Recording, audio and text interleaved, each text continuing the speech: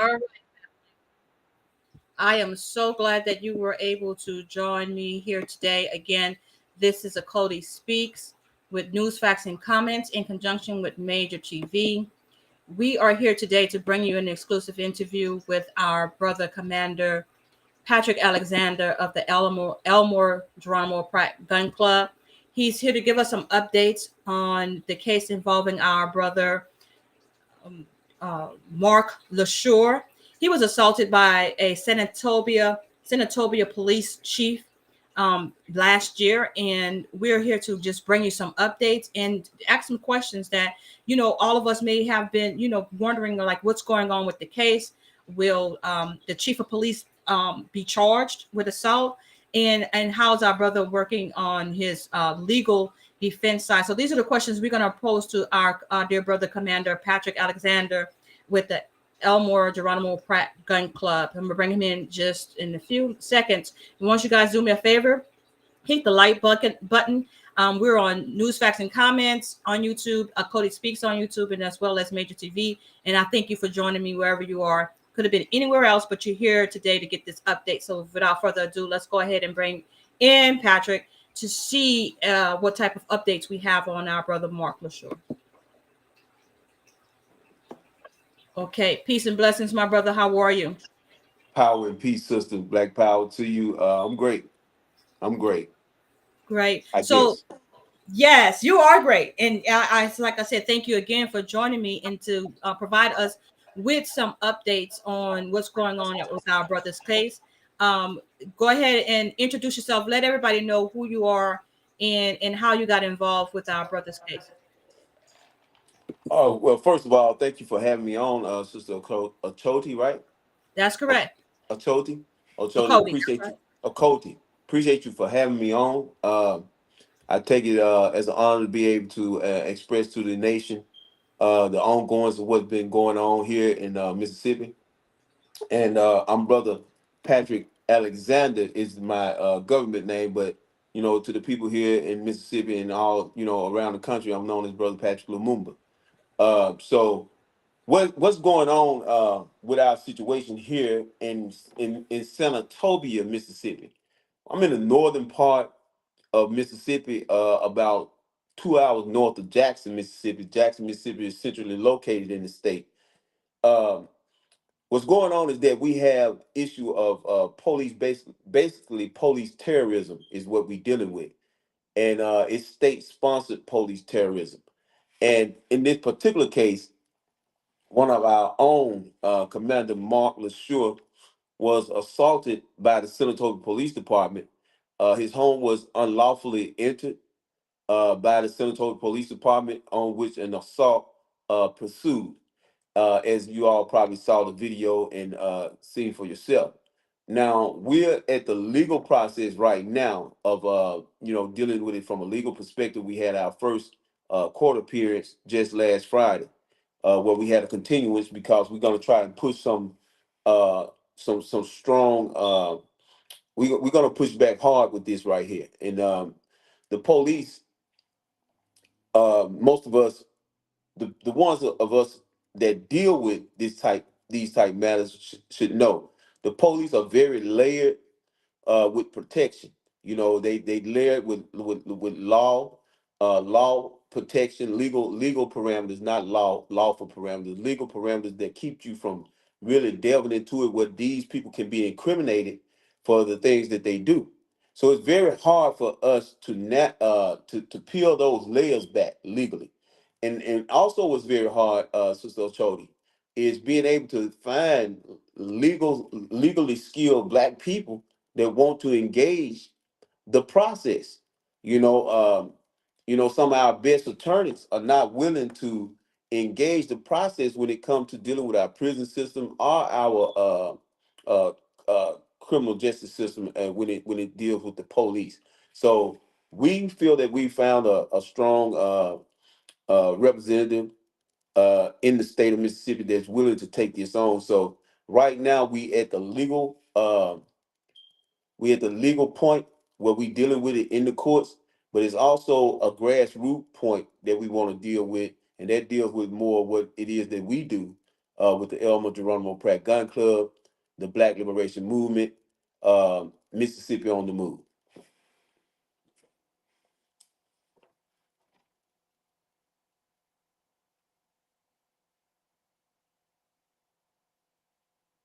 Are you there, sister? I'm sorry, my brother. I was just running my mouth. Forgot I wasn't on the screen. But yeah, I wanted to ask: did you get a chance to see the response that Chief Chandler put out after our brother made the announcement that he was going to seek legal counsel? Yes, I did. Okay, for I'm going to share that with the listening audience because some of them may not be aware of the fact that the chief of police did respond once they found Hmm. out that the brother felt like he was assaulted. And clearly the video says that he was, but I want to go ahead and read the statement that he said, and then we'll play the video of the incident for those of us who had not seen it. Okay. Okay, so this was the response from Police Chief Chandler. He's the individual accused of assaulting our brother in his own home. The chief of police said the Senatobia Police Department is aware of several false statements and portrayals of this incident. We are also aware of several threatening statements made towards our officers by individuals and groups. These will be investigated and prosecuted if warranted.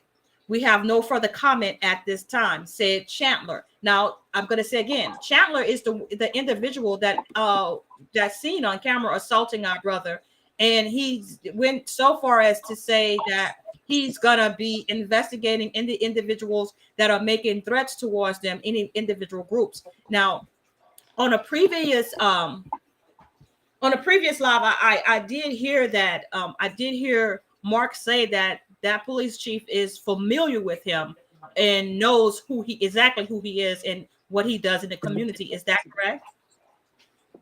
That's absolutely correct. And what people need to understand across the nation is that Mississippi is a state composed of a lot of small townships, Senatobia being one of those townships. And within these townships, everybody know everybody. You know, Senatobia has a population of about 7,550 people. So everybody know everybody, and we divided. You know, you had the black community, you had the white community, and Senatobia is predominantly white. It's a predominantly white community by a slim margin. So the politics in Senatobia is reflected in the politics. So it's a white power controlled township. So Chandler know that we're involved in a lot of community activism across the state.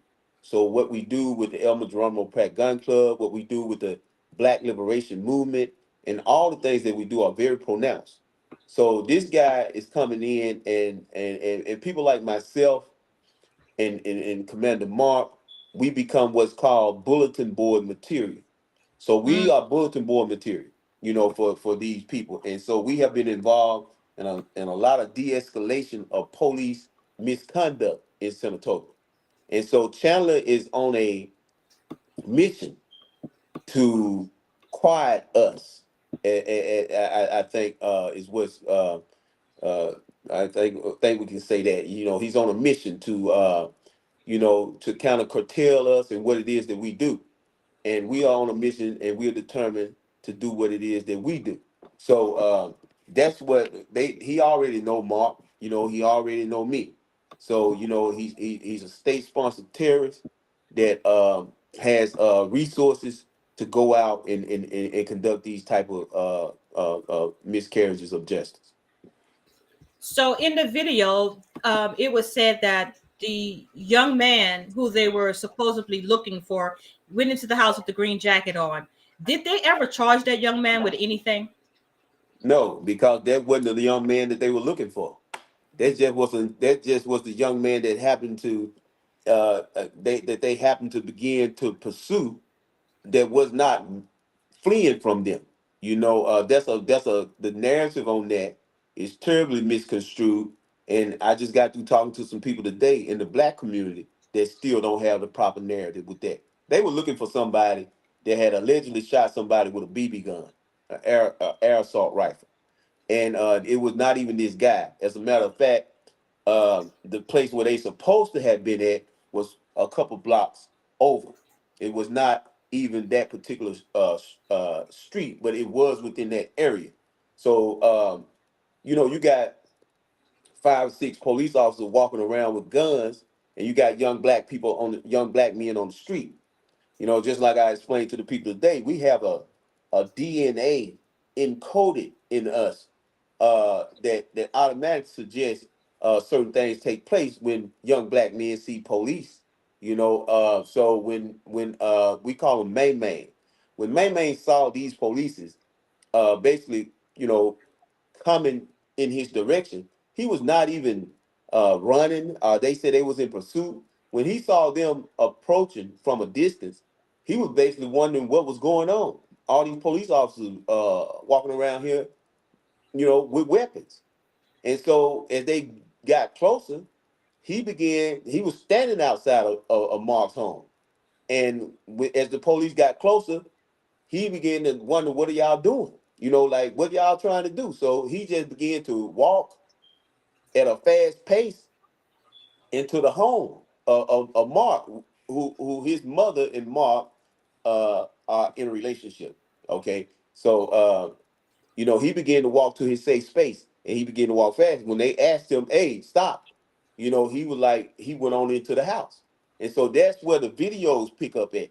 That's where our video pick up at the point where Mark, once May May got inside, he said, "These police, they coming their way, they after me." And Mark, like, "What you talking about?" Because Mark is a barber by trade. He was in there and he was cutting hair.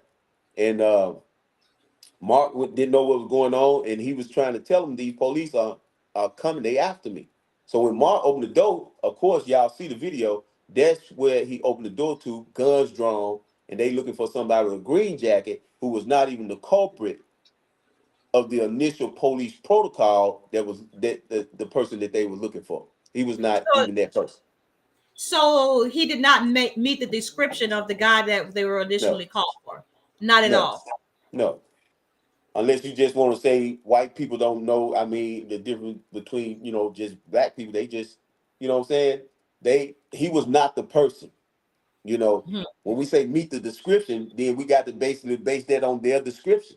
But I mhm. know for a fact he was not the person at all. And they knew that. The reason why I was asking is because that police officer made it a point to say green jacket, you Hmm. know, and so as Yeah, if that was the description of the clothing that the individual who actually fired the BB gun. I thought that that's what he was wearing. You know what I mean? no, So are they aware that that was Mark's home? Like, do they of know that course. that Yes, Mark yes. lived there? Yes, Um, yes. We have had instances where me and Mark had to basically calm situation, like de-escalate situation that they create in that community. As a matter of fact, when I came on the scene to this incident, I was called to say that I need to hurry up and get there. So, well, when I got there, it was already crime scene tape around Mark's home. And the onlookers, the people in the community were telling me, "We glad you're here, we glad you're here." So I'm saying what happened. So I hear all these accounts of what happened was basically corroborated everybody's who was looking on, their version of what took place. It was a little different, but everybody was basically saying the same thing. But so I beckoned for Chandler, the chief of police, without me even seeing the end of the video, because I didn't see Mark, I didn't see other brothers organized with us, RV. I didn't see him either. So I began to ask about them. They said that Mark was in the police car and RV was also in the police car. So I beckoned for Chandler, who was on the scene. The chief of police was on the scene at the time. I beckoned for him, and I asked him to come because I'm the one that's going to make the public statement on this, and I need your account on what took place. Well, he kind of brushed me off because he already know who I am and who I represent, what I represent. So he kind of brushed me off because he didn't want to show any type of, honoring my request. He wanted to show that he's the alpha dog and that he don't have to honor requests. So I begged for him at least 3 times before he even uh, responded to me to come and talk to me from a distance. And he began to tell me, uh, that this was a crime-ridden community, which it is not. And I told him, I responded to him, I said, no, Chandler. I said, this is an impoverished community of people who love each other. You want to paint the narrative that this is a crime-ridden community to substantiate your injustice. So I'm not going to have court in the street. I'm not asking you to have court in the street. I'm asking you to be transparent and tell me what happened.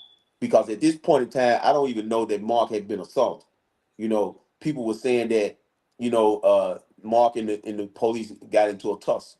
You know what I'm saying? It wasn't until I actually saw the video, actually having conversation with Mark after they took him away, um, that I actually knew what happened. But it wasn't until I seen the video that I had a visual of what happened.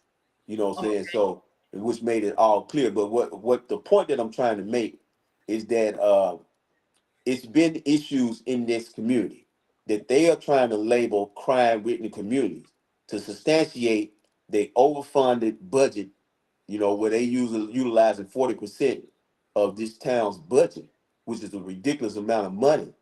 Where crime is not even being committed at a rate to substantiate that type of spending of a budget. It's not even happening like that. So they basically creating these narratives as they did with their video, with their version of the video. Okay, so let's go ahead and play that video for the listening audience. Which one are you gonna play? Which one? The one that the one that you played on Vaughn. Okay. Vaughn TV. Yeah. Gotcha. Okay. All right.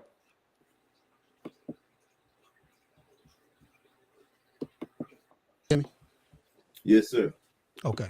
All right. Here we go. Gun. So you know how we. Now all you gotta do is talk to us. Get your hand off your motherfucking gun. And then this man said he got his hands on his gun. No, I don't like shoot this shit. Calm down, dog. Everybody that comes over here and runs in the house.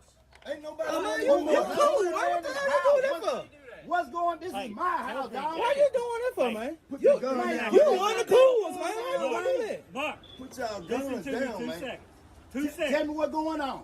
Where's Green Jacket? I know he ran in there. Don't play games. Man, hey, what is a green jacket? Wasn't happening. Green Jacket, white pants. Tell them to come out here. We'll put them up. Hey, bring your ass out here. What the hell going on? Come here. Come here. We can see what's going on. Come see what's going on. See what they want with you. We gonna see what's going on. Ain't gonna do that crazy shit. Now see He's what a he child, want. man. Y'all put these guns down, man. He's a child. Don't come here. Goddamn child. No, don't Wait, go wait, back no, in. no, no. What you got going on? Come back in here. Hold on. He's a child. Hey, he's a child. He's a child. Trying to help you out. Put your gun down. Calm the fuck down. Put your gun down. He's a goddamn gun down, man. Come out of the house. Now what can Hey, man, you ain't supposed to go in there, man. Hold up, man. Hey, come up out of my house, bro. He got come up out of my house. Hey, man. Hey, man. Back up. Hey, man.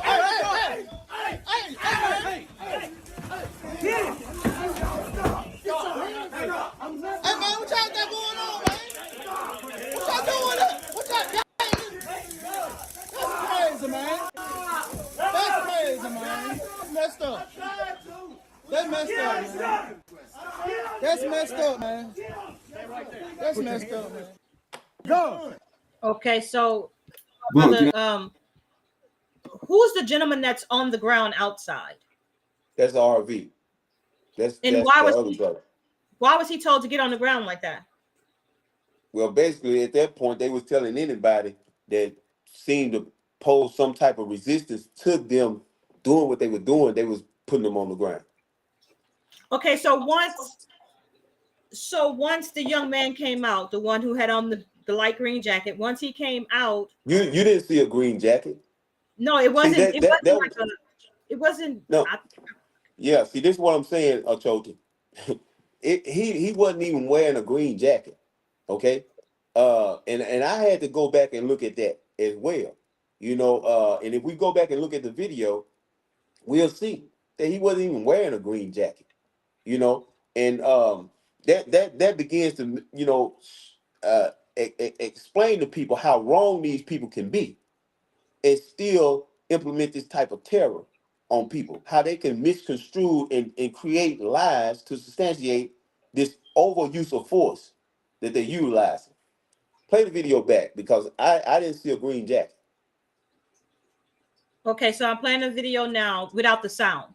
Okay. Okay, And I heard that this police officer here called you by name. of course. Call Mark by name. Yes, that's Perret. That's Officer Perret. Yeah. So, like I said, it's a close knit community. This guy right here, live right in the community in a community here. The officer on the side of the house that's pointing the gun, that's calling Mark by name. So they are very familiar with each other. Of course, all those officers that you Yeah. see know exactly where they at. You know, and this type of force. Look how they walking down with the guns. Look how they stalking. You know, just look at that. All right, right there. That's the Okay. guy with so-called green jacket that looks like a sweatshirt hoodie. Is it like Yeah. teal green or something like that? Or it's not green I at all? don't know. I'm thinking it's great. I done seen Main wear that before, and I'm thinking it's great. You know, so when you're talking about green, if that's green, then it's a light green. You know what I'm saying? So it's not Right. even distinguishable to be calling it a green jacket. You know, I done seen him wear these hoodies before, and I'm thinking that's a great hoodie that he got on. You I'm know, trying to understand, brother, what's going on here because they wanted Green Jacket to come out. So you say man, yeah, right. he comes out.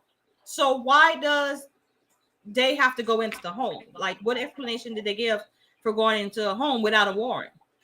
Exactly. So again, we exacerbating the situation. I mean, now we showing how ridiculous these people can be. So what I'm understanding that they are saying, you know, now because it's some pushback. Usually they don't get any pushback, Sister Chosen. They don't get any pushback. They just do what they want to do and they terrorize the way they want to terrorize. Now that they have pushback, they have a video out here that's incriminating them. Now they're trying to substantiate all these things that they're doing. So they said that they were in the house because they smell weed. Okay. Mm. Now that guy right there, that he going into that house to clear that house. He want to go into Mark's house anyway. Okay. Now, actually, the guy that he was going to pursue, the guy that you seen walking down the hallway that Chandler was going in behind, that guy was going to retrieve a young man, a 10-year-old that's in that house right now. All this activity is going on right now. It's a 10-year-old back there. You see him coming back. Yeah. Right Yes, there. I do. Mm-hmm. Okay. That 10-year-old, we don't know what kind of trauma that 10-year-old has suffered to see that. You know, they didn't take any kind of protocol, you know, to make sure that house was clear.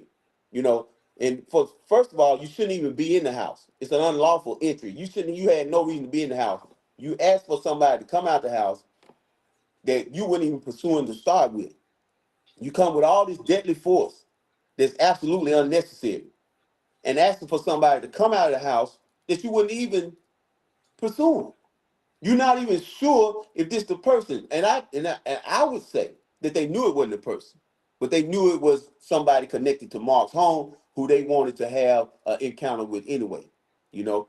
Okay, so they pursued Main, and Main like, I ain't do nothing. Like, but I see these police coming at me, I come into the house. Well, I'm safe at, and I can tell, you know, my elders like what's going on. And so Mark don't know nothing about, you know, this until he opened the door to see all of this going on. And so once they tell May to come on out here, let's see what's going on, then you see them take May. But at that time, the chief of police have a whole nother agenda.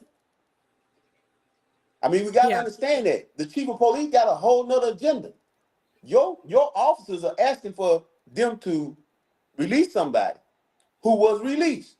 Why are you going into the house?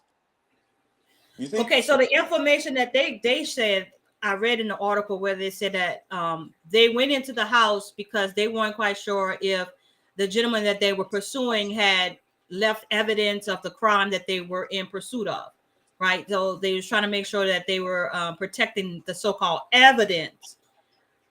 That's the explanation that they gave for entering the home. But even so, it doesn't jive with the subsequent explanation as far as the marijuana smell. So I guess you smelled it from the street.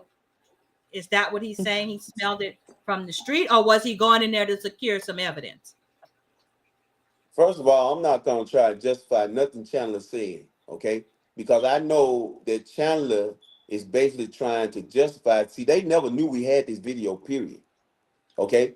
If we did not have this video, then everybody would carry their narrative. Okay? Just like I'm being questioned now, what did Chandler mean? To me, Chandler is a liar. He's a terrorist. Okay? So I'm not going to try and justify nothing Chandler said. Everything that happened after Chandler unlawfully entered Mark's home is nothing but a lie. We see what happened. You see the video from the time that he walked into the home, and his goons, who had the person that they were looking for in that they asked for. This wasn't the person that they were looking for initially. I don't want to give them no. I don't want to paint them in no light as being right. We gave them the person that they were looking for so that they could see that this ain't the person you're looking for. Apparently, this man ain't did nothing. Chandler enters the home. Chandler, what's your business entering the home?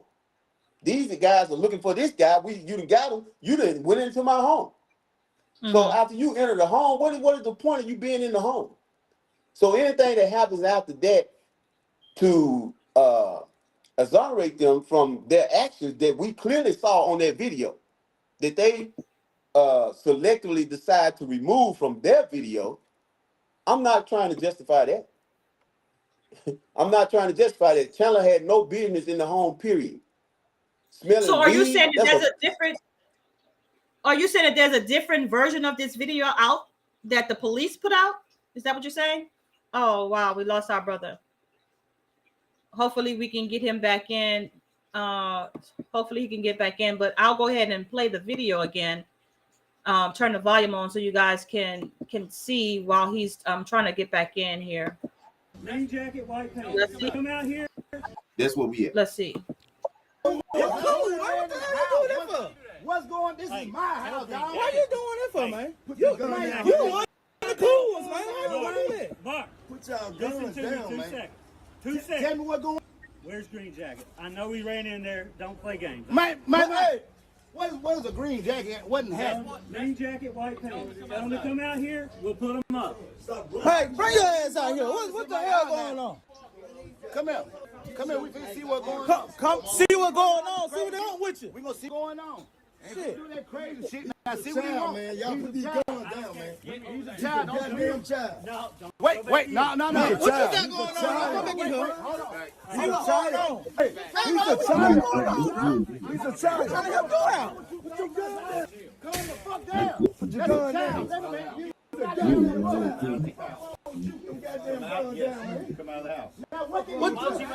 those of y'all who joining us for watching the video of the police encounter, that's Mark Lesure and the pastor and the gentleman in the khaki pants. That's the chief of police that you just witnessed assault Mark Lesure in his own home. Hopefully, our brother Patrick will be able to come back in. Excuse me. That's messed up, man. But That's Brother messed Patrick up, brought man. up a very important point. That's messed up, man. They were trying to clear the home. Bro, can I say something before we Yes, sir. say something? Listen, man. Excuse me, got a tickle in my throat. So they were so-called trying to clear the home. So here's Patrick coming back in. Great. Okay, can you see and hear me? Yes, I can see and hear you now. Yes. Okay, all right. I'm sorry about that. I don't know what happened just then. That's okay.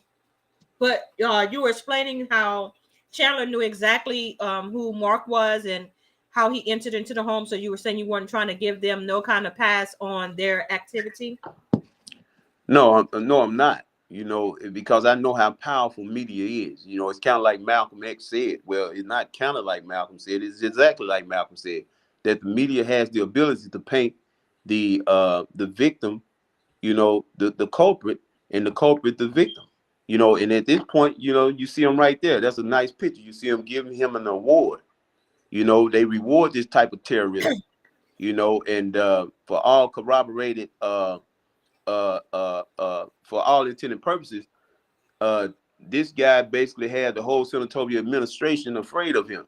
You know, the mayor and the board of aldermen and the people who were responsible for him hiring him, you know, afraid of him. They giving him awards, you know, after he committed this act of terrorism.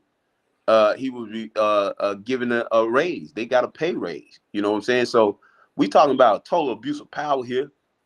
You know what I'm saying? When it comes to, you know, injustice against black people, you know, here in this town. You know what I'm saying? We talking this the same racist police. I don't know whether you caught the story, but it's the same racist police that made the call to arrest a 10-year-old for public urination. You know? So we dealing with a systemic situation here. Yeah. And so, yes, I am familiar with that. I am familiar with that story about the 10-year-old that was arrested and sent to jail as well. You mentioned, you mentioned something earlier about Senatobia not being a crime-ridden city, right? As the police chief wanted all of us Right. to believe. So I went and I did the police scorecard, and in Senatobia, their scorecard is 40. And the reason why their scorecard is 40 is because you can see here that they did not complete any of the survey that would give them a grade. So when we're talking about when we're talking about excessive use of force, we have no idea of how they're ranking because they haven't submitted any statistics for these individuals to rank them, right? And so same thing with discrimination complaints. There are no complaints on record that they could go to try to give them a rating. And so you can see here, all of this is incomplete, and that's why they have a score of 40. So obviously something is going on in that community or with that police department that they're trying to hide. So would you consider, when the police say that this is a crime-ridden city, what types of crimes typically take place in Senatobia? Are they violent crimes? Are they petty theft crimes? What type of crimes are you with? Listen. I'm telling you. I was raised here. You know, I graduated high school here. I attended junior college here in this town, and through all that experience and being in Senatobia, I will not say at all that this is a city that's plagued with crime. Okay, this is not a city that's plagued with crime.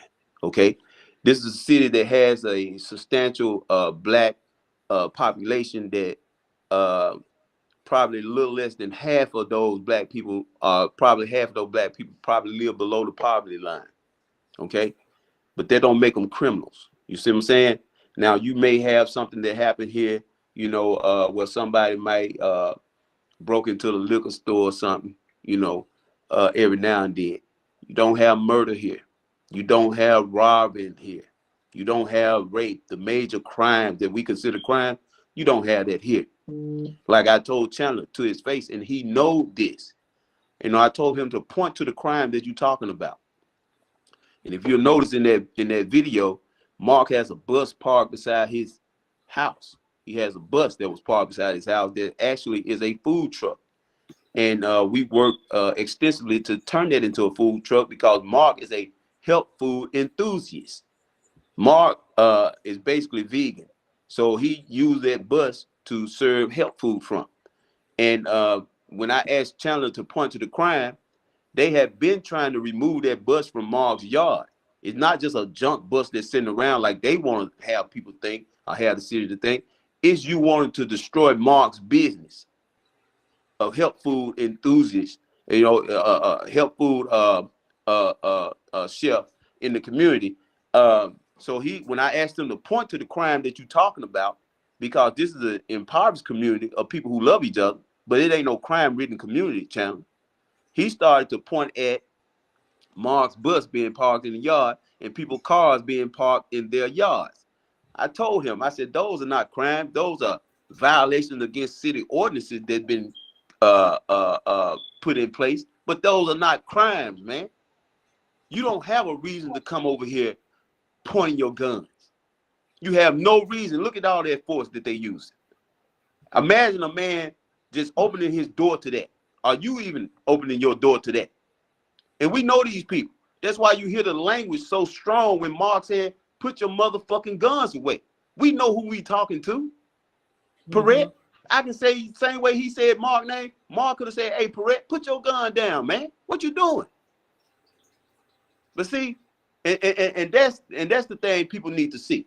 You know, when we get these people narrative and these people start to say things and they have been endowed with this power and then they back with taxpaying money, because like I said, this town is almost 50% black. So a lot of the tax money that's going into the 40% budget, funded budget of the police is paid by black people. So just in a community meeting that we just had, Sister Achota, I was telling black people, I'm gonna be critical with this. The tasers that tase Mark, we paid half on that. We got half on that. Okay. The court system that's taking us, that they taking us through, we got half on that. You know, look at the force that this man uses. He's not looking at those children coming out there, don't know what the hell going on.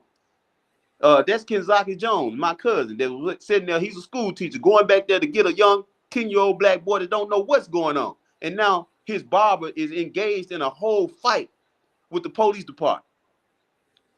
Black people need to wake up. And it ain't just in Mississippi that we got to wake up. We got to wake up, period. Because we are in minimal security just living. You don't have to be in a prison. You're in minimal security just in your home, unless you controlling these jurisdictions. And that's what we trying to do. We trying to get black people to understand we need our own safe spaces. And Mississippi offer up a lot of safe spaces that we are undesirable of. You know, we got the Indianola, Mississippis. We got the Holly Springs, Mississippi. These are black spaces that black people are running away from, and we need them to run to and engage in civic development and developing our own police forces, you know, our own judicial systems, just like what they trying to do down in Jackson with our brother Chuckway son, Antar Lumumba. They trying to set up a whole different court system. You know, I looked on your page and I seen that you have had some discussion with Malik Zulu Shabazz. And Malik Zulu Shabazz is very familiar with the work that we're doing here. You know, I have dealt with, and I do deal with Malik, you know, in situations in bringing justice. You know, and here in Mississippi, you know, we have probably the strongest form of this white racism. You know, historically, probably the strongest, most overt form of this. So we fight back, you know, and so this is what you're looking at. You're looking at a police department that's empowered. They know who they dealing with, and they trying to show everybody that we're gonna curtail these guys, you know, and you know, you other people that's trying to, you know, probably listening to them, you know, this is what is gonna happen, and we just not gonna have it, and we gonna fight. So that brings me to my next question. What prompted you to go ahead and put out that public service announcement that I seen on Facebook? Was it the lack of accountability that they showed towards the incident, warning the people about, you know, you posted, I'm trying to pull up that post where you posted about it was like a public service announcement, actually. Yeah. Warning people of Senatobia, and also you had a message for the police department as well.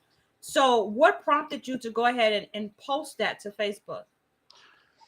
Just waking up every morning dealing with the gravity, you know, what we dealing with.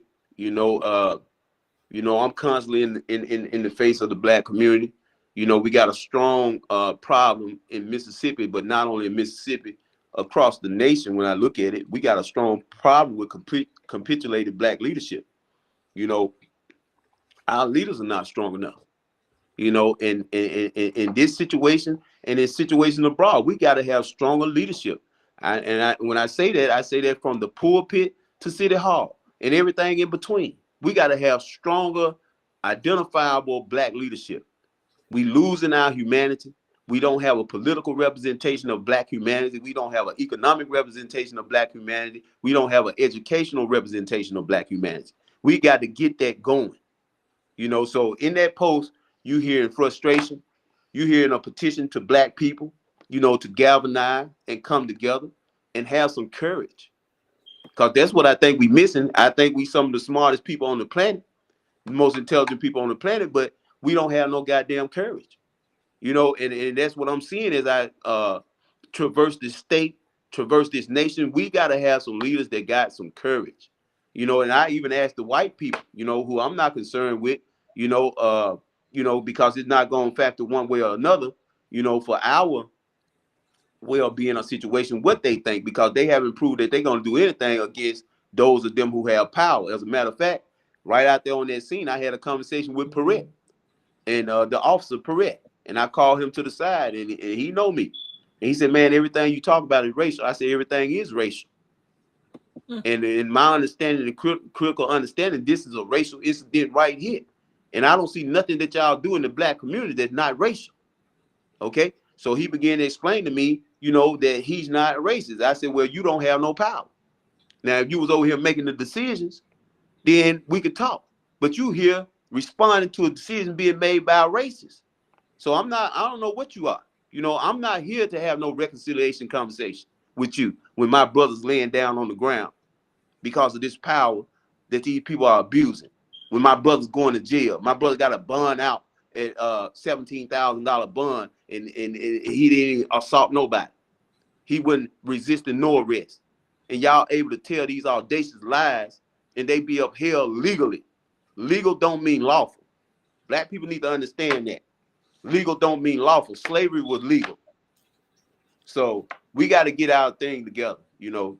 So that what you seen in that post, Sister Chody, was me waking up every day since December 7th, which is when this incident happened to our brother, and trying to figure out how to get our people to do more than just talk about this.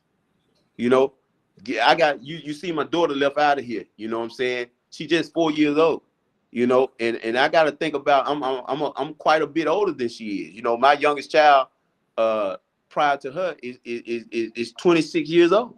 You know what I'm saying? So she just happened, you know, and I like to think that the universe gave her to me, you know, to put in perspective what it is that I've been doing for 25 years, which is fighting for Black liberation. You know, so now I got to provide a future for her, and I don't want to leave here knowing that white men can come through the threshold of your home and do whatever they want to do. That's what we're looking at. And here we is straining, trying to be articulate, trying to complicate the issue. It is what it is. He walked into a man's home that he should not have been in and was able to call other white people to get a warrant, an illegal warrant, to substantiate his injustice and his mischief and his misconduct. That's what we're dealing with. And until we build layers of power to protect Black humanity, we're going to keep on dealing with it. And it just surprised me that no one is standing up for, I'm talking about as far as like city council members, aldermen, or whatever it is that you have in Senatobia. No one is standing up on Mr. Lesure's side. It is obvious. Anyone can see that the chief of police assaulted this man. Like, even if, let's just say it wasn't even in his house. Dude, he just walked up to him and grabbed him by the neck. Is that not assault? Like, and then, like I said, I had a hard time even finding a picture of this guy. Like, really, like I had to search for a picture of the chief of police. And then he puts out this statement that's almost a threat to say that if you guys keep on talking about his assault upon Mark Lesure, that he's going to start investigating you all. So my question to you, my brother, is who's investigating him? Because just like our follower in the chat, Willie Williams said, now is the time to let the feds do their job. Contact the Department of Justice. So is Mr. Lesure having any thoughts on going that route, pursuing that route, going straight to the Department of Justice? Because it seems like the DA and the prosecuting attorneys, they're not going to press charges against the chief of police.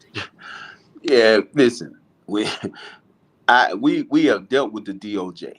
You know what I'm saying? The DOJ basically come to Mississippi and ask white folk questions about why did they do certain things. And then white people tell them basically, well, because we can. And then they just hightail it on back to Washington, D.C. That's what basically happened. This ain't the first incident, that has happened. So, we have gotten to a point, Sister Chody, in all my experience in dealing, with what I consider an extreme level of liberation. We have gotten to a point as a people of rugged individualism.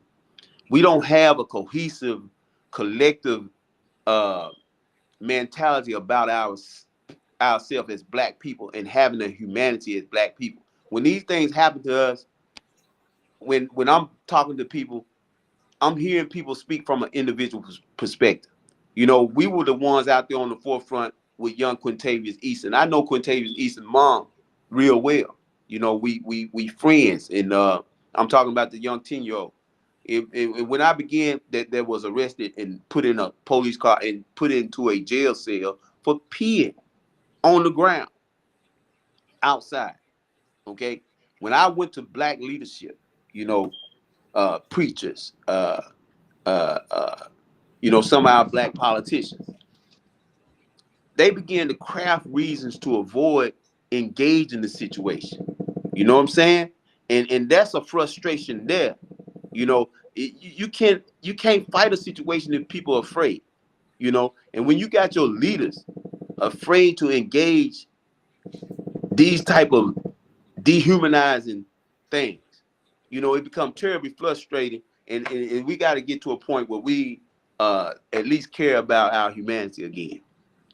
John Henry Clark, he said that history is a set of circumstances and events that's going to continue to happen the way that they happen until you decide to change them. So nothing's going to change. And like Fannie Lou Hamer said, you can pray till you faint, but you're going to have to get up and you're going to have to do something. And I'm finding more and more that we have, we don't have a willingness to engage our situation as a collective. Well, brother, you just said a mouthful, and you are absolutely correct. We keep saying over and over and over again that we need to come together. We need to come together. When are we going to come together? Because it seems like when I say they, I mean the race soldiers, bad actors in law enforcement, they seem like they have their marching orders. And it seems like their marching orders is to deny us any type of rights in regards to being a citizen. So to me, it's like we have to operate under that auspice that, we really don't have no rights. So if we understand that, how are we going to come together to protect ourselves? Because even though law enforcement is supposed to be here to protect and serve, it seems like they're not protecting us, and they damn sure don't want to serve us. Right. So with that being said, how can we out here, in the listening audience, how can we help Mr. Lesure? Does he have a GoFundMe or a Cash App that we could drop some W's on to help him? We have a Cash App that we are using. We've been using for a while. And people who support us across the nation. It's $BLMMS. That's Black Liberation Movement Mississippi. That's $BLMMS. And that helps us with the legal fees that we have to occur, in dealing with, the situation from a legal standpoint. I mean, for real, until you start to try and navigate this court system and really see how layered and protected this level of state-sponsored terrorism is. I mean, we've been dealing with a lot of situations here in Mississippi. The Jaheim McMillan situation down in Gulfport, Mississippi, where Officer Nassar shot him point blank in the head in front of the dollar store down there in Gulfport, Mississippi. We've been active, Elmer Drummond, Pratt Black Liberation Movement, been active ever since. And his mother, Katrina Mateen, we stay in contact with her. But these people are protected by qualified immunity. And it seems like when these officers kill black people, that they get rewarded and promoted. These people are getting promoted after they kill black people. So what is that saying? We dealing with the situation with Rasheem Carter. the young brother down in Taylorsville, Mississippi. That body was cut all up. You know what I'm saying? And we have to respond to these things with no funds. You know, we got Nick Bezel, our national founder and commander, out of Austin, Texas, right there. You know, that's where we headquartered out of. You know, they have to come all the way to Mississippi and other places to respond to these issues. You know what I'm saying? So we are grossly underfunded, you know, when it comes to fighting. We don't have too many legal people because, you know, our people like Ben Crump, they only taking the slam dunks. You know, they only taking the cases that are slam dunk cases. They not taking the cases that you're gonna have to peel the layers of white supremacy back, you know, to try and you're gonna have to litigate. They're gonna be the long protracted fights. They not taking those. You know, they taking the Tyree Nichols, you know, situations and things like that, the slam dunks. But where these white people are protected by qualified immunity and all these different things, you know, we don't have legal people that's willing to fight for the humanity of black people. You know what I'm saying? And that's where I see it. I see it like us fighting for our humanity and identifying with our blackness and stating to the world that, you know, we gonna be a people that's gonna be respected. And, you know, and even Mark, and I speak for Mark right now. Mark not looking for a lawsuit. Mark not looking for $7, $8, $9, $10 million.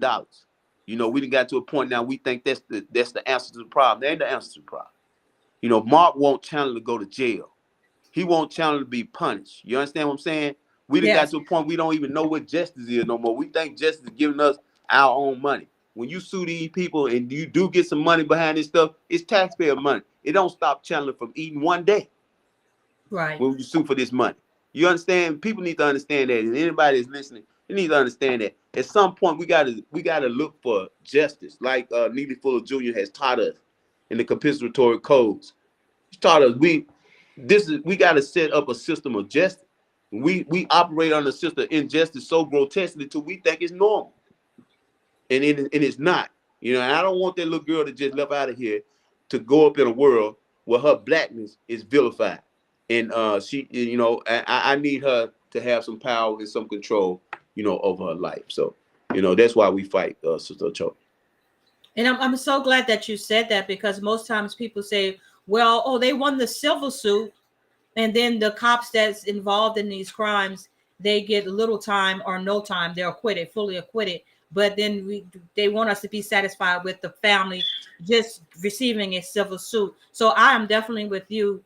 I believe, like, yeah, Chief Chandler should go to jail, but I'm thinking, who's going to press charges? Who's going to arrest him? Right? Mm-hmm. We definitely need somebody from the outside to come in. And I know you said you've been the Department of Justice route, but here it is. We have a video that clearly shows he's assaulting the gentleman. Mm-hmm. He wasn't in a threatening posture or anything, and he just clearly assaulted the gentleman, Mr. Mark, our brother. So clearly you can see that was a clear case of assault. So I don't think it should be like, oh, it's kind of murky, we can't prove it. Well, we have video evidence. Like, what are we doing? Then you have Chandler, you know, in those statements, confidently saying that he's gonna come after us, like we slandering him. You understand what I'm saying? Black people need to really see the audaciousness of this power. You know, I'm not you know, a religious guy at all, but I do study religion. And you know, it's a thing in the Bible where it's stated that they have become drunk with their own power. Mm-hmm. You see, and these people are drunk with their own power. They don't have no respect for black people. That's what I'm trying to point out, the criticalness of it. You know what I'm saying? We don't have to you know, sit here and pontificate and be overly articulate about it. You've seen the video. The man came in with brute force, with no regard for black life, you know. And I have a barber, you know. I don't use the word mentor. I have a barber, you know, a teacher, a father by the name of Shabaka Afrika. And he told me some years ago, he said, you know what, Brother Patrick? He said that black people are going to be discriminated against. We're going to be marginalized and even killed until we develop the moral character to stand up for our own humanity. He also told me, he asked me a question. He said, do you know, during the transatlantic slave trade, he said, do you not know the average age of the slave that was bought into bondage? He said the average slave was 14 years old. Okay. And he said, how did that relate to us today? How did that relate? And he began to explain to me, and it makes all the sense in the world. He said that we were arrested at that developmental stage at 14 years old. So we grown black people, but we not mature black people. We don't want to run our own governments. We don't want to run our own towns. We want to be first-class citizens. We want to ask white people for permission. We want a degree. We want white people to pat us on the back and say, you approved by us. You know, so no, the police not going to police the police. You know, nobody coming to arrest Chandler until we decide that we're going to have humanity. And so I'm here in the heart of racism. I'm here in the heart of racism, Mississippi. But I'm also here in the heart of black people. Professor James Small, who you know, he's also a barber of mine. And he come to Mississippi at our summit. Every year we have a summit, Sister Chody, and I'd like to invite you to the next one. You would enjoy it in Jackson, Mississippi next year in September. Where we invite people from across the nation to come to the Black Power Summit that we have every year. And every year we have a special guest. And Baba James Small was our guest in 2018. And he came and he taught a powerful lesson about the state of Mississippi.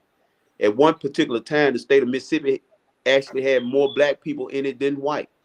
And that was due to the circumstances of the economics, where we were funneled in here at numbers so great because white people were trying to economically incentivize themselves, you know, with the cotton production. So we had black African people here in a concentration like no other state in the United States. And even today, Mississippi, ratio to proportion, is the blackest state in the United States still now. So you have a deprived economically deprived black person, but you have a very, very experienced black person. You know, as I go all over the nation and I talk, you know, I represent Mississippi. And I tell people that, you know, we have the blackest people. I'm talking about not just on skin, I'm talking about in our soul. You know, it's not about our education. It's about, you know, our resilience. You know, it's that inherent knowledge that we got from grandmama now, you know, how to deal with these white people. You know, it's not just a bent over black person in Mississippi that capitulate to white racism. It's also a black person in Mississippi that stands up, you know, and those are the ones that you don't hear about. Those are the ones that I resonate, you know, right now. I know who my great-great-grandfather was. You know, I know who my great-great-grandmama was, you know, and I hear stories about them, you know, and what they had to fight against. So we have to tap back into that, you know, and Mississippi is my home. And Professor James Small just said that Mississippi was the Africa of the Western Hemisphere. And I really like that. And I take that, you know, wherever I go, because I can see that. You know, I can really see that. It's something that don't get put out there, but, you know, I can really see and understand where the Bible was coming from. And so I ain't going nowhere. You know, it's a fight. And it seems like all the odds are against us, but, you know, it's a fight that I'm going to engage until my last breath. Well, brother, I do appreciate your strength and your tenacity to hang in there with us, because we need more strong brothers such as yourself to understand and overstand what the problem really is. It's not that we're so poor we're poor and we're criminals. Is that we're poor, but then we're looked at as non-citizens. I think that's the crust of the matter. So if we can't be citizens here, perhaps we should try to, like you say, come together, organize, and develop our own court system, our own legal system, our own nationhood, fully governing and with the support of the people. So it seems like that would be the best route to take, because they're systematically taking away all of our other avenues. Community policing is now being challenged right now with the congressional bill that's making its way to the floor to be voted on with the support of both Republicans and Democrats. They want to definitely take away your ability to community police yourself as well as your ability to stand your ground and show self-defense in the face of a tyrannical government. So yeah, that's what we have on the menu, folks. If everybody out there listening to me, we do have to come together and decide how we want to be governed and who we want to be governed by, and decide, like the brother said, we're missing our leaders. Our leaders are missing in action. So you have to lead yourself. Take along, you and your family, come along and join the Black Power movement, because guess what? We all we have, and nobody else is coming to save us. So we have to save each other, save ourselves. So my brother, I don't want to hold you too much longer. I know that you probably have some other things to attend to, but I do want to say thank you so much for giving us clarity on this. When I read the threat from the chief of police, I knew exactly that he was targeting Elmore Geronimo Pratt Gun Club. And I just want to tell you, don't be, of Well, course, I he know, know don't be he know we afraid. ain't going nowhere. If he did Yeah. his due diligence, he know we not going nowhere. So we just organizing to the point where we're gonna be able to step to him. So ain't nobody going nowhere. Right. So yeah, just keep in touch. Let us know. I will keep my ear to the ground to find out latest developments. Hit me up, DM. Let me know that he has secured. You said he did secure counsel, right? Yes. And so he's going to be filing probably a civil suit on that end. Yeah, that's on down the line. Yeah, and I wouldn't hesitate to just drop by the DOJ again, revisit the DOJ with that video, because maybe this time they'll say they can't have no excuse to say, well, Yeah. there's no there, So, but it's all there, right? yeah. So what we doing? We actually compiling instances where this man had did this. We compiling people, kind of like in a class action type deal. Oh, And we about to beautiful. get with some people like the ACLU and all that, because this is just the legal side of it, Sister Chody. We got 9 areas of people of battle, that we got to deal. We got to deal with these people on on all levels. You know what I'm saying? So we getting our legal thing together, and first thing we want to do is make sure that Mark don't go to prison about these erroneous charges. That's the first thing that we got to do. We got to make sure that these charges go away. You know what I'm saying? Because these people have power to lie. And as we clearly see, Mark was charged with resisting arrest. Where did he resist arrest at? Mark was charged with assaulting police officers. Where in the hell did he assault a police officer? So when they can be that audaciously wrong, but at the same time have you across the barrel, and if we didn't have that video, then what would we have? You see what I'm saying? Exactly. So first thing is making sure our brother don't go to prison because somebody got power and can lie and send him to prison for that. So that's what we concentrating on right now. These charges go away, and we gonna start, doing what it is that we need to do, to establish justice. And so we all know, everyone knows that the chief of police is, I guess, selected by the mayor or The something board of like aldermen, that. right? But they're not elected, correct? They're not elected officials. No, the chief of police is appointed by the board and hired by the board. And when you say board, that's like a city council, correct? That's the city council, right?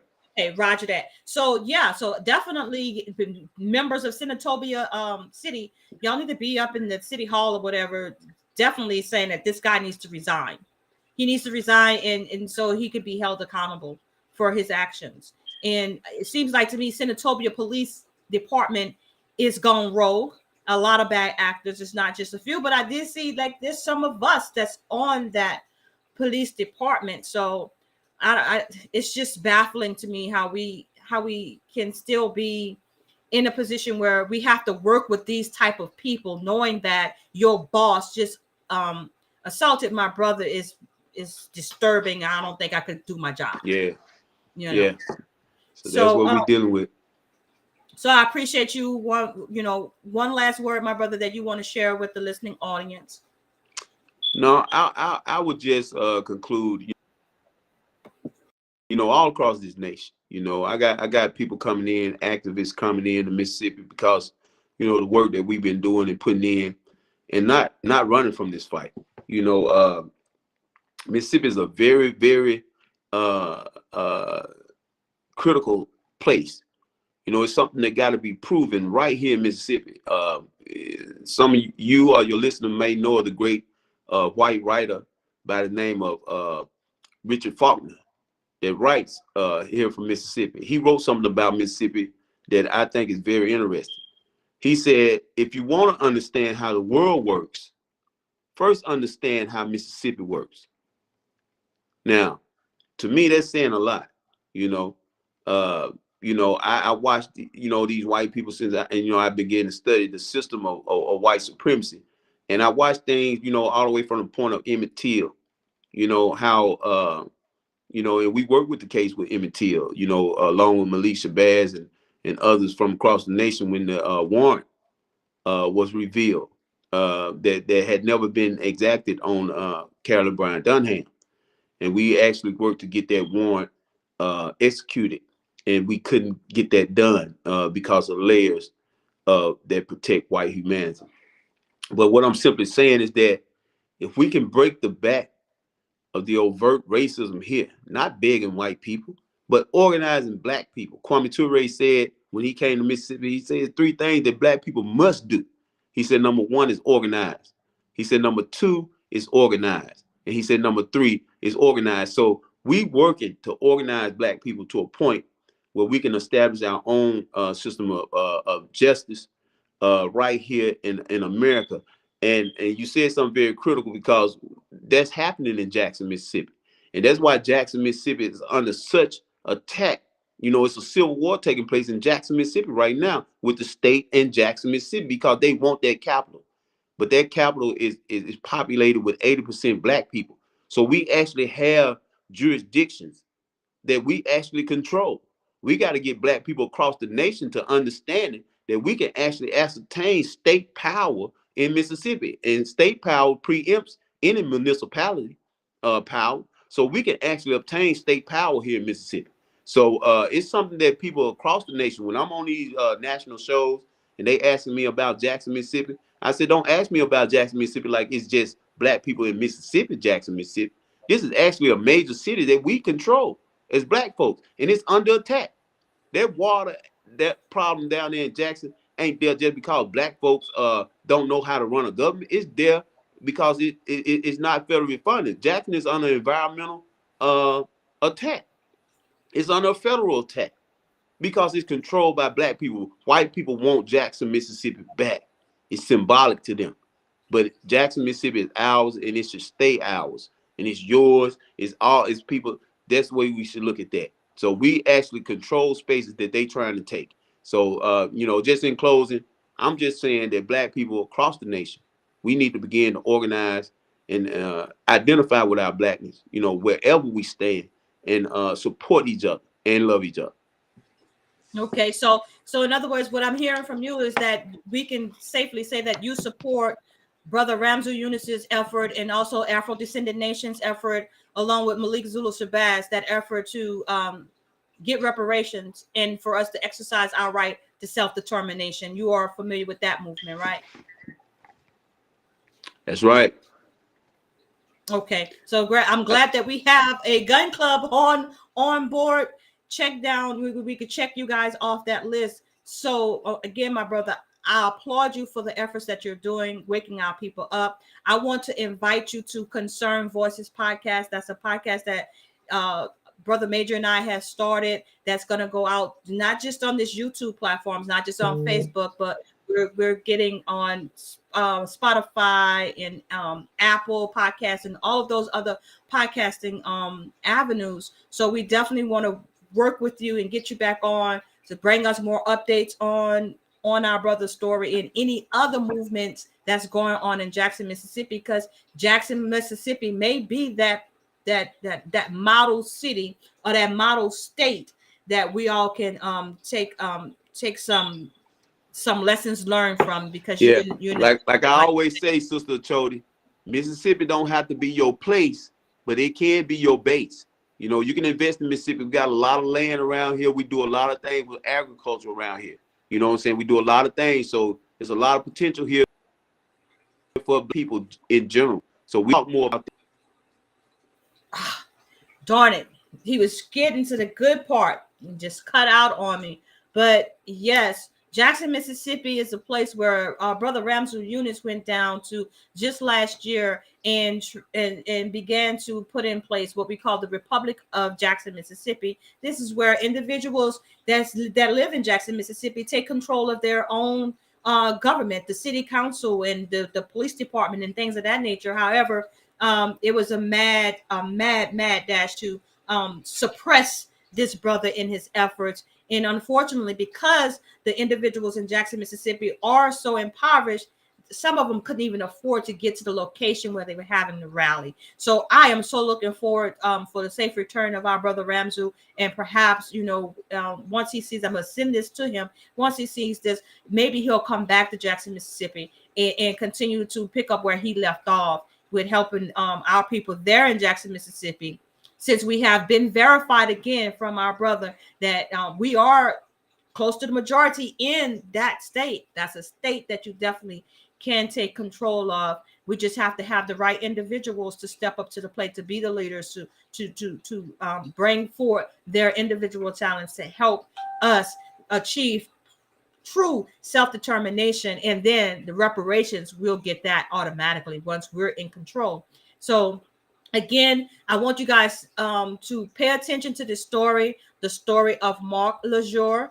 He was assaulted by Senatobia Police Chief of Police, and he has not admitted to it or acknowledged it.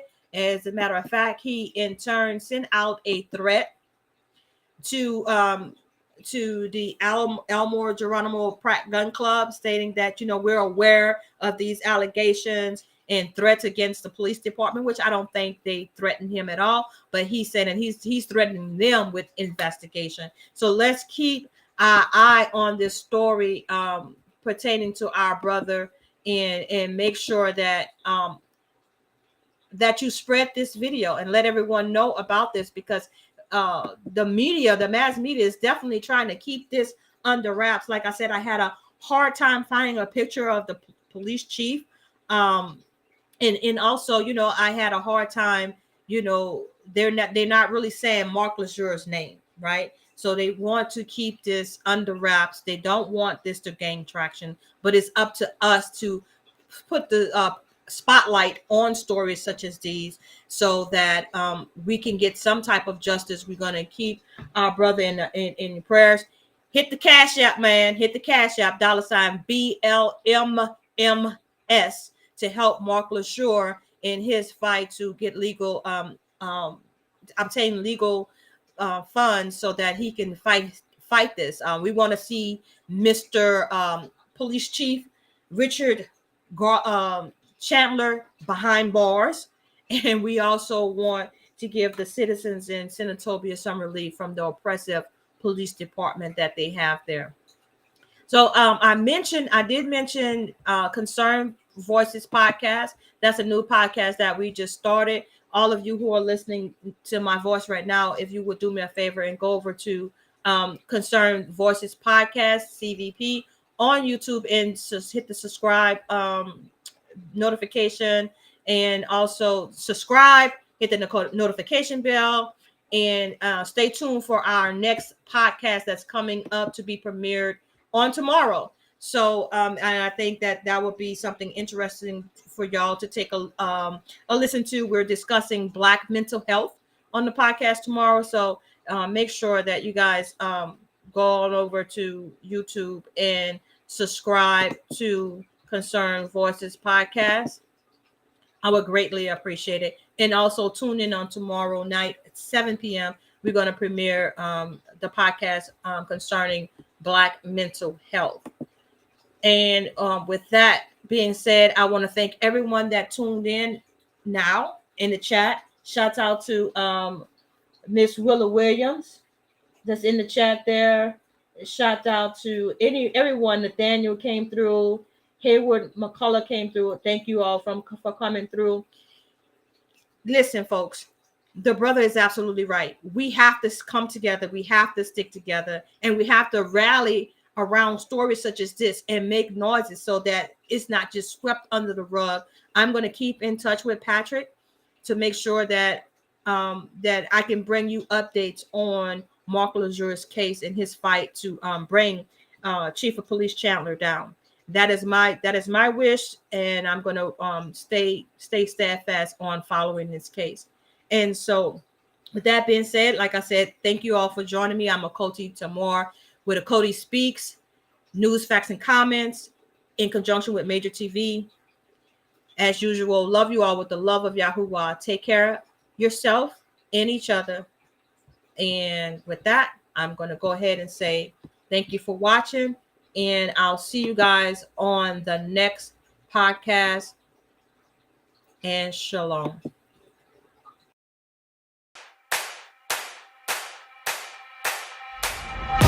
One for the money, you know what it is. Two for the show, yeah, we shut it down. Three, just to make sure you ready. Four, let them know that we run this town. One for the money, you know what it is. Two for the show, yeah, we shut it down. Three, just to make sure you ready. Four, let them know that we run. Ladies and gentlemen, welcome. You are now tuned in to the greatest. The greatest of all time. The greatest of all time.